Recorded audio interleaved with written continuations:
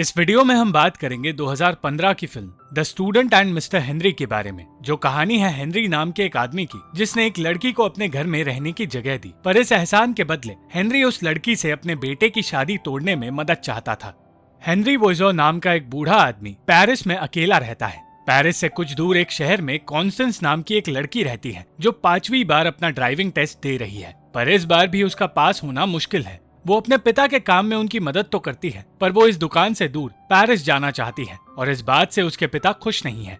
Constance रहने के लिए पेरिस में एक घर ढूंढ रही थी और घर ढूंढते हुए वो हेनरी के पास पहुंची, जो बुढ़ापे की वजह से अजीब सा बर्ताव कर रहा था।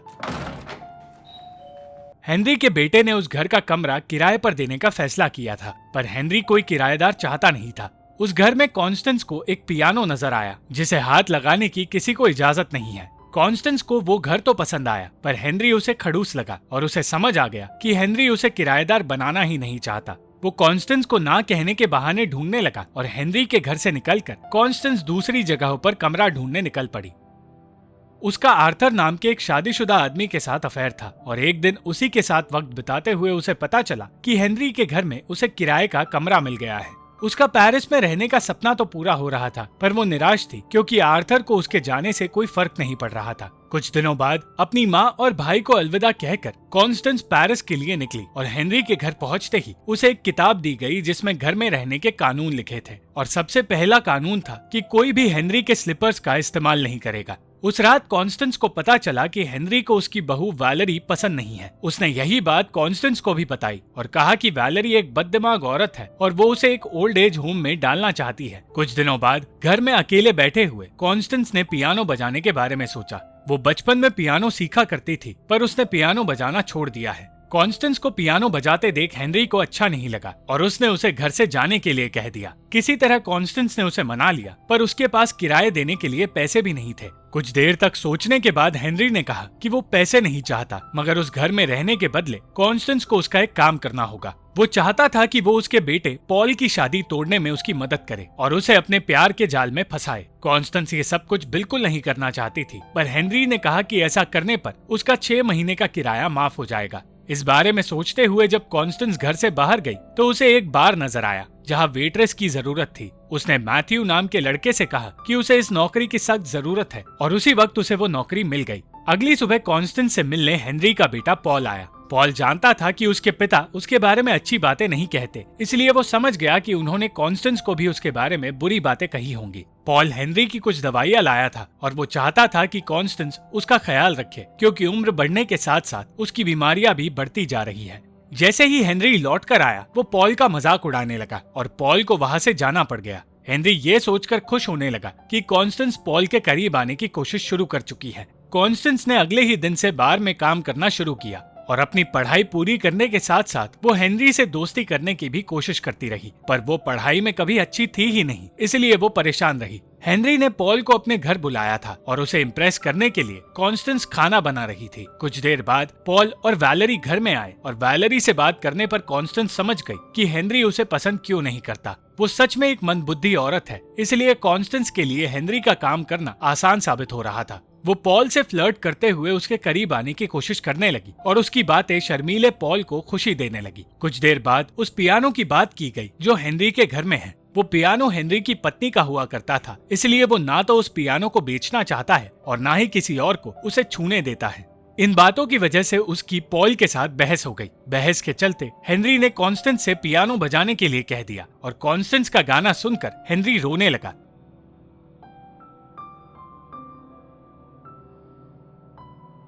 वैलेरी को लगा कि उसे गाना पसंद नहीं आया, इसलिए वो रोया, पर पॉल ने बताया कि वो गाना सुनकर अपनी पत्नी को याद करके रोने लगा। वैलेरी उस वक्त भी खाने की बात कर रही थी, पर पॉल जानता था कि उनका वहां से जाना ही ठीक होगा। अगले दिन कॉन्स्टेंस अपने कॉलेज गई और डरते डरते जब उसने अपना रिजल्ट देखा तो उसे पता चला कि वो फिर से फेल हो गई है। रोते हुए वो वापस अपने घर लौटने लगी और अपना ध्यान भटकाने की कोशिश करती रही, पर वो ये सोचने लगी कि वो जिंदगी में अब कुछ नहीं कर सकती। कुछ दिनों बाद वैलेरी अपने बर्तन लेने हेनरी के घर आई और तब अचानक कॉन्स्टेंस की तबीयत खराब होने लगी। तबीयत खराब होने पर उसने वैलेरी के बर्तन में ही उल्टी कर दी। कॉन्स्टेंस अपनी बदकिस्मती के बारे में बात करते हुए हेनरी और वैलेरी के सामने रोने लगी। वो वापस अपने घर नहीं जा सकती थी क्योंकि उसे अपने पिता की दुकान में काम नहीं करना था। उस वक्त हेनरी ने उसे कहा कि उसे वो करना चाहिए जिसमें उसे दिलचस्पी हो। उसे पियानो बजाना पसंद है, पर स्कूल के एक टीचर की वजह से उसे पियानो छोड़ना पड़ा और उसके पिता ने भी कभी उसका साथ नहीं दिया। हेनरी और वैलेरी के कहने पर कॉन्स्टेंस ने वो गाना सुनाया जो उसने खुद लिखा है और तब पहली बार हेनरी ने उसकी तारीफ की। कॉन्स्टेंस हेनरी की पत्नी के बारे में जानना चाहती थी और उसे पता चला कि 30 साल पहले खिड़की से नीचे गिरने पर उनकी मौत हो गई थी। तब से हेनरी अकेला रहता है।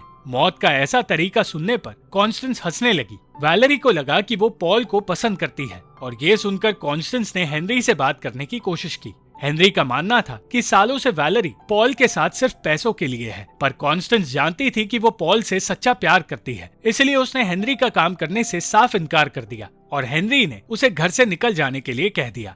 अगले ही दिन वो वापस अपने घर लौट गई, पर उसे पता चला कि उसके कमरे को अब ऑफिस बनाया जा रहा है। इस सब की वजह से उसने अपने माता पिता से ये कह दिया कि वो पास हो गई है और उसे उसी दिन वापस पेरिस भी जाना है। उसी शाम उसे हेनरी के घर लौटना पड़ गया। मजबूरी में उसे पॉल को बहलाने का काम करना पड़ गया और इस प्लान को आगे बढ़ाने के लिए वो हेनरी से पॉल के बारे में पूछने लगी। एक तरफ उसने एक अच्छी जिंदगी की उम्मीद खो दी थी, तो दूसरी तरफ हेनरी उसे एक म्यूजिक स्कूल में भर्ती करने की कोशिश में लग गया। उसने कॉन्स्टेंस को लंदन स्कूल ऑफ म्यूजिक के बारे में बताया, पर कॉन्स्टेंस सपने देखना नहीं चाहती थी। कुछ दिनों बाद कॉन्स्टेंस पॉल का पीछा करने लगी और उसे अपनी तरफ अट्रैक्ट करने लगी। हेनरी से पॉल की पसंद नापसंद पूछने के बाद वो उस इन्फॉर्मेशन का इस्तेमाल करती गई और पॉल को लगने लगा कि उन दोनों की पसंद नापसंद एक जैसी है। पॉल ये समझ ही नहीं पाया कि ये सब कुछ एक नाटक है और देखते ही देखते वो कॉन्स्टेंस को पसंद भी करने लगा। मौका मिलते ही कॉन्स्टेंस ने कह दिया कि वो पॉल के साथ एक रिश्ता शुरू करना चाहती है, पर उम्र के फर्क को देखते हुए पॉल ने इनकार कर दिया।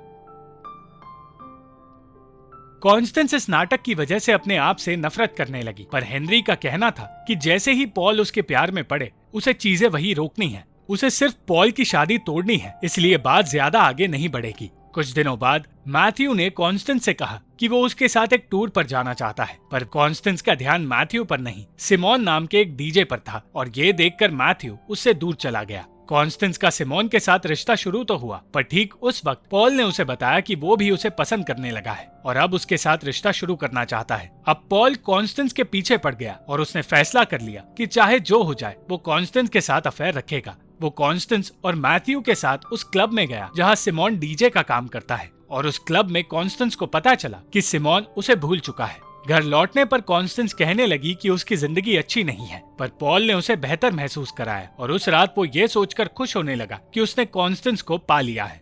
पूरी रात पॉल घर से बाहर रहा और इस वजह से वैलेरी परेशान हो गई। वो समझ गई कि पॉल उसे धोखा दे रहा है और उसे इस बात का सबूत भी मिल गया।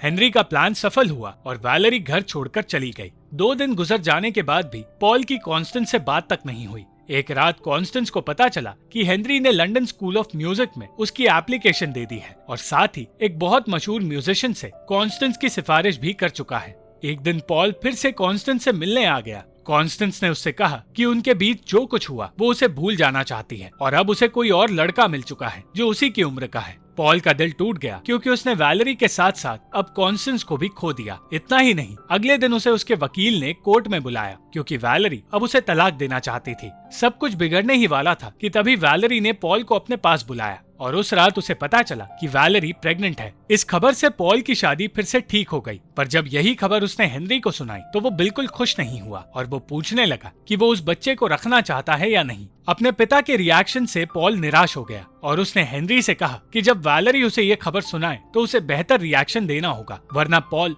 उससे जिंदगी में कभी बात नहीं करेगा। पॉल ने यही खबर कॉन्स्टेंस को भी बताई और कहा कि अब वो जिंदगी में पहले से ज्यादा खुश है। कॉन्स्टेंस भी अब खुश रहने लगी थी, पर एक दिन उसके पिता को पता चल गया कि वो एग्जाम में फेल हुई है और इसलिए उन्होंने उसे वापस अपने घर बुला लिया। कॉन्स्टेंस ने जब ये बात हेनरी को बताई तो वो कहने लगा कि एक पिता को अपने बच्चों की खुशी छीननी नहीं चाहिए, पर हेनरी खुद अपने बेटे की खुशी छीनने की कोशिश कर रहा था और यही बात कॉन्स्टेंस ने भी उससे कह दी। उस वक्त हेनरी कॉन्स्टेंस को शराब पीने से रोक रहा था और उसने बताया कि उसकी पत्नी की मौत का कारण शराब है और शराब के नशे में ही वो बिल्डिंग से नीचे गिरी थी। अगली सुबह कॉन्स्टेंस अपने घर जाने की तैयारी करने लगी और तब वैलेरी और पॉल उससे मिलने आए। कई घंटों तक वो तीनों हेनरी का इंतजार करते रहे और जब वो घर लौट कर आया तो वैलेरी ने उसे अपने होने वाले बच्चे के बारे में बताया। ना चाहते हुए भी हेनरी ने पॉल की खुशी के लिए खुश होने का नाटक किया, पर ज्यादा देर तक वो ये नाटक कर नहीं पाया। कॉन्स्टेंस के जाने का वक्त आ गया और उसके जाने से पहले हेनरी ने कहा कि उसे अपने सपने पूरे करने के लिए बुढ़ापे तक का इंतजार नहीं करना चाहिए। ये सुनकर कॉन्स्टेंस अपने पिता के पास गई और उसने घर लौटने से साफ इनकार कर दिया।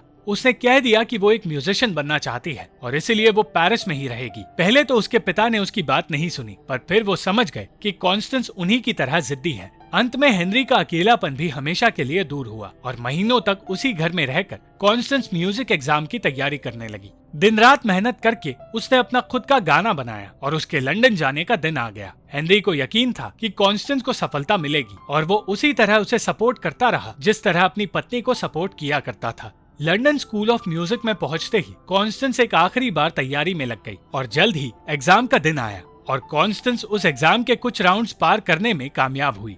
कुछ हफ्तों बाद हेनरी के मौत की खबर आई और उसके घर जाने पर पॉल ने उसे बताया कि हेनरी अपने आखिरी दिनों में खुश था क्योंकि उसने अपने पोते को भी देख लिया और कॉन्स्टेंस भी कामयाबी की तरफ अपना कदम बढ़ा चुकी थी। कॉन्स्टेंस ने बताया कि वो आखिरी राउंड में फेल हो गई और तब पॉल ने हेनरी का घर उसे सौंप दिया क्योंकि अब कुछ महीनों के लिए कॉन्स्टेंस को पेरिस में ही रहना होगा। घर के साथ उसने कॉन्स्टेंस को हेनरी की एक आखिरी चिट्ठी भी दी जो कॉन्स्टेंस के लिए लिखी थी। उस चिट्ठी में उसने कॉन्स्टेंस के लिए सलाह लिखी और कहा कि वो अपने पोते से मिलकर सारे गिले शिकवे भूल गया है। उसने कॉन्स्टेंस को कभी हार ना मानने की सलाह दी और इसी सलाह को साथ लेकर कॉन्स्टेंस अपने अगले एग्जाम की तैयारी में लग गई। Thank you for watching this video. अगर आपको ये वीडियो पसंद आई तो इस वीडियो को लाइक, शेयर और इस वीडियो पर कमेंट जरूर करें और इस चैनल को सब्सक्राइब करना मत भूलना।